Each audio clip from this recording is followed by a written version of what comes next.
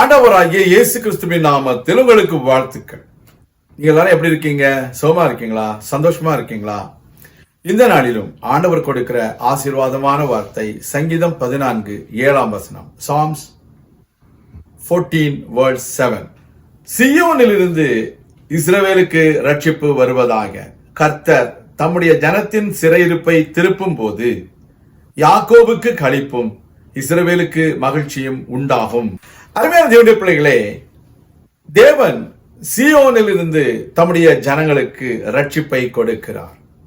The Lord God sends salvation from Zion to his people. We need to understand salvation is from God only. The salvation of God prevails against every captivities in our life. There are times people are under captivity. They are under bondage. They are under some kinds of authorities so that they are not able to come out of the captivity.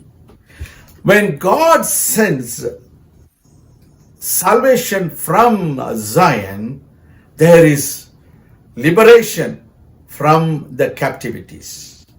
People are restored out of all the problems. They will be out of the captivity. We need to understand only the salvation of God shall give you the freedom to every believer, those who are under captivity. There are people, those who are under captivities of satanic forces. They are under bondage of different kinds of diseases. They are under captivities of authorities of the world. There are people, they are under the captivity of bosses. We need to understand God will give you freedom. When God restores you from captivity, there shall be rejoicing and joy in your life. நம்முடைய வாழ்க்கையில தேவன் சிறையிருப்பை திருப்பும் பொழுது நமக்கு களிப்பும் மகிழ்ச்சியும் உண்டாகும். கர்த்தருடைய ரட்சிப்பு நமக்கு மகிழ்ச்சியையும் களிப்பையும் கொடுக்கும். இந்த உலகத்தில் வாழுகிற மனிதர்களுடைய மூலமாக பெற்றுக்கொள்கிறதான மகிழ்ச்சியும் களிப்பும் நிச்சயமாக நிரந்தரமாக இருக்க முடியாது. ஆனால் தேவன் கொடுக்கிற களிப்பும் மகிழ்ச்சியும் நிரந்தரமான ஒரு சந்தோஷமாக காணப்படுகிறது. அநேக மனிதர்களுடைய வாழ்க்கையில அவர்கள் இன்னும் சிறையிருப்பில் இருக்கிறார்கள். They are under bondage of drug addiction. They are under the bondage of smoking. They are under the bondage of different kinds of alcoholic habits. We need to understand only the Lord God can give them that freedom which is from Zion. We need to pray that the Lord should deliver them out of all these captivities. கர்த்தருடைய பிள்ளைகளே, வியாதியிலிருந்து மக்கள் விடுதலையாக்கப்பட வேண்டும். மதுபான பழக்க வழக்கங்களில் இருந்து மக்களை கர்த்தர் விடுதலை செய்ய வேண்டும். அப்பொழுது அவர்கள் வாழ்க்கையில களிப்பும் மகிழ்ச்சியும் உண்டாகும்.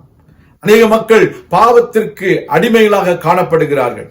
அந்த பாவத்தின் அடிமைத்தனத்திலிருந்து தேவன் மக்களை விடுவிக்கும் பொழுது அவர்களுக்கு களிப்பும் மகிழ்ச்சியும் உண்டாகும். இந்த உலகத்திலே அப்படிப்பட்டதான ஒரு ஆண்டவர் நம்முடைய தேவன். நாம் அவரை சார்ந்து இருக்க வேண்டும். நாம் அவரை நம்பி இருக்க வேண்டும். அவருடைய வல்லமையை நம்ப வேண்டும். கர்த்தருடைய வல்லமைக்கு எதிராக நிற்ப யார்? கர்த்தருடைய பிள்ளை யாரும் அந்த வல்லமைக்கு எதிராக நிற்பது முடியாது. உங்க வாழ்க்கையில அற்புதங்களை செய்வார், அடையாளங்களை செய்வார். நான் உங்களுக்காக ஜெபிக்கிறேன். எங்கள் அன்பின் பரலோக பிதாவே, எங்களுடைய சிறையிருப்பை நீர் திருப்பும் பொழுது எங்களுக்கு களிப்பும் மகிழ்ச்சியும் உண்டாகும் என்று சொன்னீரே.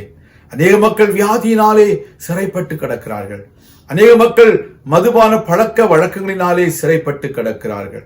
அநேக மக்கள் பல பாவத்தின் அடிமைத்தனத்திலே உழன்று கொண்டிருக்கிறார்கள். தேவனே, இவர்களை விடுதலையாக்கும், இவர்களை விடுதலையாக்கும், இவர்களுக்கு ரட்சிப்பை கட்டளையிடும். இவர்கள் வாழ்க்கையிலே சந்தோஷமும் சமாதானமும் உண்டாகட்டும். அவர்கள் வாழ்க்கையிலே நிம்மதி உண்டாகட்டும். தெய்வீக பாதுகாப்பு உண்டாகட்டும். தாழ்த்துகிறோம், ஒப்புக் கொடுக்கிறோம். இயேசு கிறிஸ்துவின் நாமத்தில் ஜெபிக்கிறோம் எங்கள் நல்ல பிதாவே, ஆமேன். கர்த்தர் தாமே உங்களை ஆசீர்வதிப்பாராக. ஆமேன்.